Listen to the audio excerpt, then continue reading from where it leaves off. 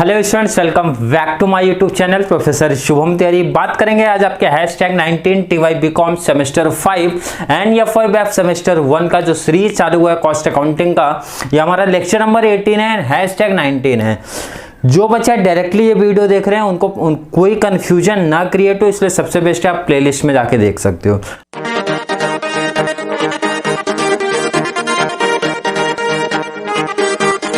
जो कंटिन्यू देख रहे हैं उनके लिए भी थोड़ा सा कंफ्यूजन होगा कि सर डायरेक्टली #19 कैसे चालू होगा। तो मैंने जैसे आपको बताया था कि TY BCom के बच्चों को एग्जाम थोड़ा सा जल्दी है, इसलिए FIFO के साथ में ये आपका economic order quantity and inventory turnover ratio साथ में लेके चलेंगे, ठीक है। तो लेक्चर नंबर 17-18 में इन्वेंट्री टर्नओवर रेशियो 2 लेक्चर में कंप्लीट करा के दे दिया हूं। अब ये 19 हमारा आया है इकोनॉमिक ऑर्डर क्वांटिटी। आज हम लोग इसके बारे में जानेंगे, फॉर्मूले के बारे में जानेंगे। देन अगले लेक्चर से मतलब लेक्चर नंबर मींस #20 से आपका चालू हो जाएगा प्रैक्टिकल प्रॉब्लम। एक तरीके से शॉर्ट नोट्स में आया क्या है क्या नहीं है, इकोनॉमिक ऑर्डर क्वांटिटी क्या होता है, कैसे लिखना वगैरह, थोड़ी सी जानकारी हम लोग लेंगे आज के टॉपिक में। टॉपिक है हमारा इकोनॉमिक ऑर्डर क्वांटिटी मींस जिसको शॉर्ट में बोला जाता है EOQ। इकोनॉमिक ऑर्डर क्वांटिटी क्या होती है, क्या जरूरत है, क्यों की गई है, इसका रीजन समझते हैं बहुत सिंपल वे में।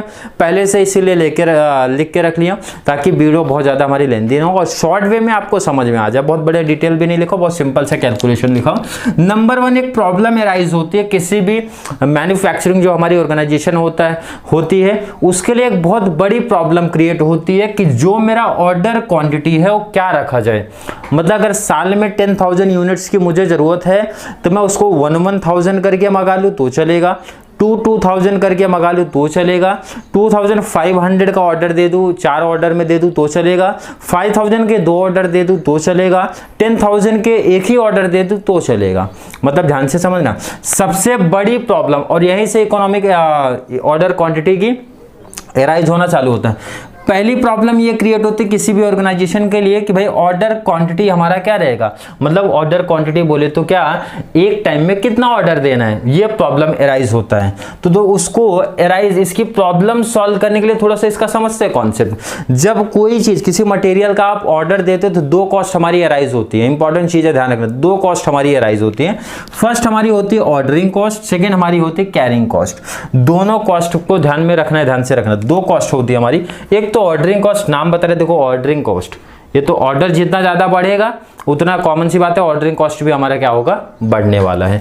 क्लियर, ध्यान से सुनना है यहाँ पे। इसमें कुछ एग्जांपल पहले समझ लो क्या क्या चीजें ऑर्डरिंग कॉस्ट में किसको बोलूंगा और क्या रीजन से वगैरह। एक तो cost of placing an order, जब आप किसी ऑर्डर को, मैंने बताया कोई ऑर्डर दोगे तो उसकी जो कॉस्ट एराइज होगी वो आएगा।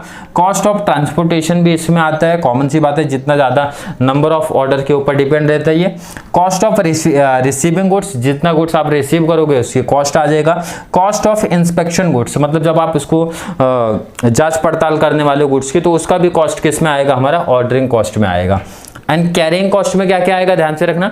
कॉस्ट ऑफ स्टोरेज स्पेस, जो भी आपका, मतलब सिंपल सा बोले शॉर्ट में, कैरिंग कॉस्ट मतलब रखने वगैरह के लिए जो प्रॉब्लम्स होने वाली है या फिर स्टोरेज के लिए जो चीजें होती है वो हमारे कैरिंग कॉस्ट में आ जाएंगे। कॉस्ट ऑफ स्टोर स्टाफ, जो भी आप स्टोर करोगे यहाँ पे, वहां पे स्टाफ का पेमेंट देना पड़ेगा, वो भी आपका कॉस्ट आएगा। कॉस्ट ऑफ इंश्योरेंस, कॉमन सी बात है, स्टॉक का आप इंश्योरेंस करा के रखोगे वो भी आपका इसी में आएगा। कॉस्ट ऑफ हैंडलिंग मटेरियल, मतलब ये कुछ एग्जांपल रखे ताकि थोड़ा सा माइंड में आपके फिट हो जाए, क्लिक हो जाए कि भाई क्या ऑर्डरिंग कॉस्ट मतलब किस, जैसे कुछ एग्जाम्पल्स की बात करेंगे तो एग्जाम्पल 4 एग्जाम्पल यहाँ रखे, 4 एग्जाम्पल यहाँ रखे। अब ध्यान से थोड़ा सा समझ रहे हैं यहाँ पे, ऑर्डर क्वांटिटी जितना ज्यादा रहेगा ऑर्डरिंग कॉस्ट उतना कम रहेगा। कुछ बच्चे कंफ्यूजन में क्रिएट हो गए। ऑर्डरिंग कॉस्ट जितना हाई रहेगा, ऑर्डर क्वांटिटी जितना हाई रहेगा ऑर्डरिंग कॉस्ट उतना मिनिमम पड़ेगा। क्यों सर, क्या लॉजिक, आपने क्या बताया समझा नहीं। जैसे मैंने एग्जांपल दिया तो 2,000 का ऑर्डर दूं, 1,000 का ऑर्डर दूं, 2,500 का दूं कि 5 का दूं कि 10,000 का दूं। अगर 10,000 का एक ही बार में ऑर्डर दे देता हूं तो कॉमन सी बात है जो ऑर्डरिंग कॉस्ट हमारी कम हो जाएगी। क्यों, क्योंकि मैंने ऑर्डर सीधा एक बार में बड़े अमाउंट का दे दिया है, बराबर है। बट प्रॉब्लम क्रिएट हो जाएगी, आपका ऑर्डर बढ़ेगा, ध्यान से रखना, इसीलिए प्रॉब्लम क्रिएट होती है। EOQ इसीलिए आता है। ऑर्डरिंग कॉस्ट मतलब 10,000 का ऑर्डर आपने एक ही दे दिया तो ये इसका प्रॉब्लम हो जाएगा। स्टोरेज चाहिए, स्टाफ बढ़ाना पड़ेगा, इंश्योरेंस की आपकी प्राइस हाई हो जाएगी, मतलब कॉस्ट आपकी इंक्रीज होगी। तो मतलब ये आपने ऑर्डर एक टाइम पे बढ़ा दिया इसका कॉस्ट बचाने के लिए, बट आपका कॉस्ट बढ़ेगा, कैरिंग कॉस्ट बढ़ जाएगा।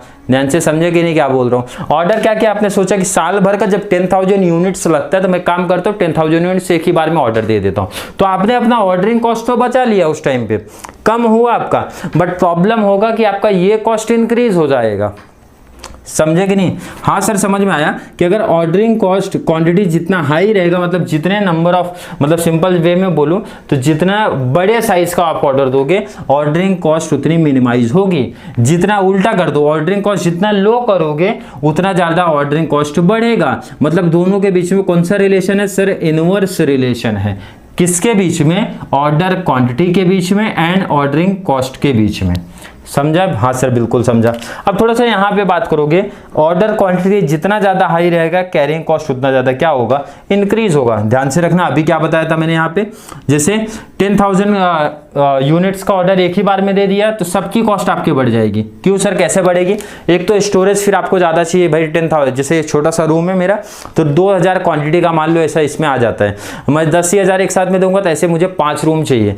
एक रूम के लिए एक स्टाफ रखता था तो 5 रूम के लिए 5 स्टाफ चाहिए।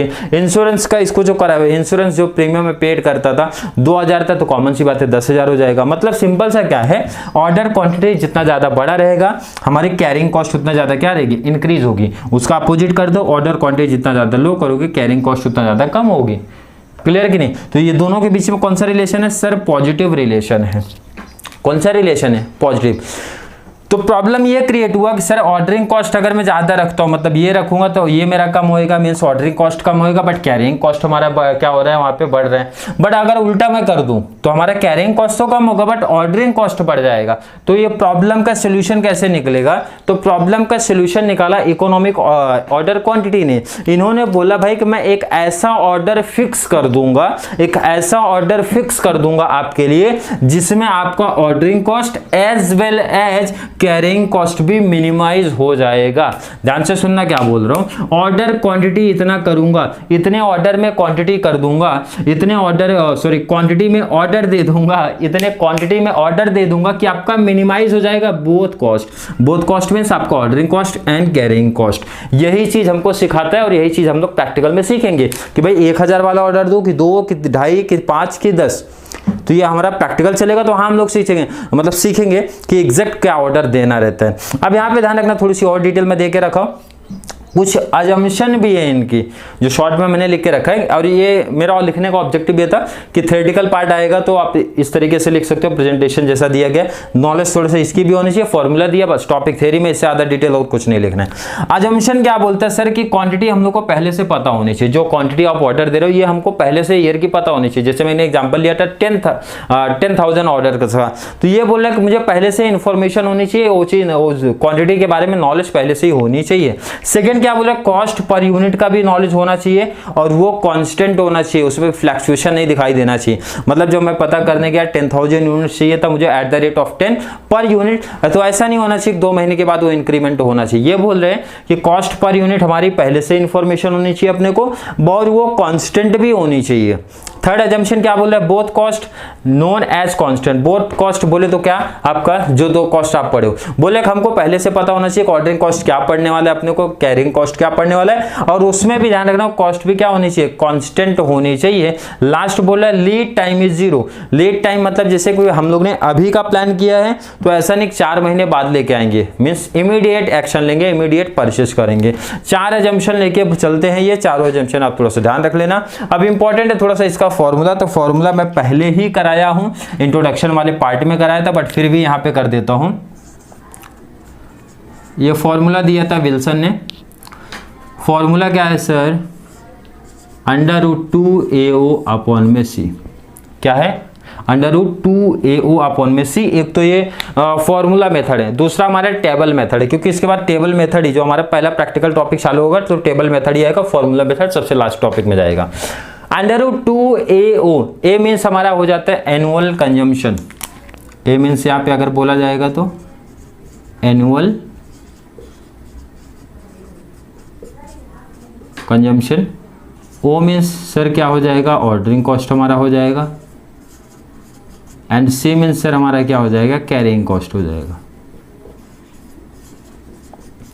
विल्सन ने यह फॉर्मूला दिया था economic order quantity find out करने के लिए कि इस वे से एक मैथमेटिकल फॉर्मूला है ये, और मैथमेटिकल फॉर्मूला है जो विल्सन ने दिया था कि अगर इस वे से हम लोग फॉर्मूले वैल्यू पुट अप करके फाइंड आउट करेंगे तो हमारा इकोनॉमिक ऑर्डर क्वांटिटी आ जाएगा यहाँ पे।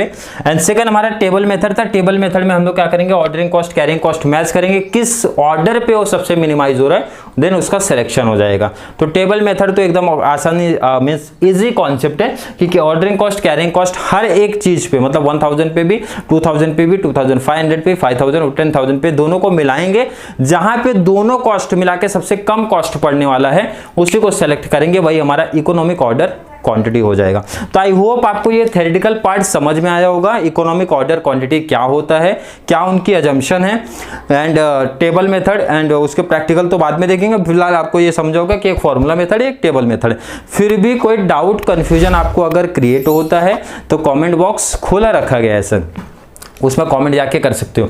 एंड वीडियो थोड़ी सी भी हेल्पफुल लगती है तो टीवाई के बच्चे जितने ज़्यादा जो भी है अपने फ्रेंड सर्कल में शेयर करते रहो, लाइक करते रहो, अच्छे अच्छे कमेंट करते रहो। मैं ट्राई कर रहा हूँ ज़्यादा से ज़्यादा वीडियोस और बहुत जल्दी वीडियोस लाने की ट्राई कर रहा हूँ कि आपको बहुत ज़्यादा से ज़्यादा वीडियो मिले, इसलिए ट्राई करता हूँ पर डे एटलीस्ट एक वीडियो नहीं तो 2 वीडियो आपको मिलते रहनी चाहिए। कॉस्ट अकाउंटिंग सीरीज होने के बाद बहुत सारे बच्चे कॉमेंट कर रहे हैं कॉस्ट के होने के बाद ही एफ चालू होगा, कॉस्ट को कंप्लीट होने के बाद ही एफ चालू होगा। ज़्यादा से ज़्यादा इसमें 3 से 4 लेक्चर और जानेंगे या मैक्सिमम 5 बता रहा हूँ। उसके बाद आप लोग का आई थिंक शायद से 21 या 2 के बाद से आपका मिस एफए सीए का कॉम्बिनेशन चलेगा। वहां पे देखो एफए में ज्यादा टाइम नहीं जाएगा, जैसे आप सीए में इतना से प्रैक्टिस करो एफए में वो इंपॉर्टेंट नहीं है। एफए में मेरा सजेशन अलग है, मैं अलग तरीके से प्रैक्टिस कराता हूँ कि आपका इंट्रोडक्शन लेक्चर सबसे ज्यादा इंपॉर्टेंट है, इंट्रोडक्शन लेक्चर एंड स्टार्टिंग के 3 से 4 सम, बस वही इंपॉर्टेंट है। मतलब इंट्रोडक्शन लेक्चर लिया 4 से 5 सम लिया, बस टॉपिक क्लोज हो जाता है उसमें, और बाकी फिर आपके ऊपर प्रैक्टिस रहता है भाई कितना सम्स आप प्रैक्टिस कर ले जाते हो। तो 10 to 15 क्वेश्चन इनफ रहते हैं, लेकिन उसमें से उतना क्वेश्चन मैं नहीं कराने वाला। प्रैक्टिकल 4 to 5 क्वेश्चन पे टॉपिक क्या कर देंगे, क्लोज करेंगे, क्योंकि हमारे पास उतना टाइम भी नहीं है उतने सम्स लेके कराएं। तो चलिए वीडियो थोड़ी सी भी हेल्पफुल लगती है तो वीडियो को लाइक करना, अच्छे अच्छे कमेंट ऐड कर देना। अब जितने भी ग्रेजुएशन लेवल में 11th 12th लेवल में सब बच्चों को लिंक शेयर करते रहो, क्योंकि ऑलमोस्ट सब क्लास की कुछ ना कुछ सीरीज चालू हुई है। तो चलिए मिलते हैं नेक्स्ट क्लास में, तब तक के लिए थैंक यू सो मच।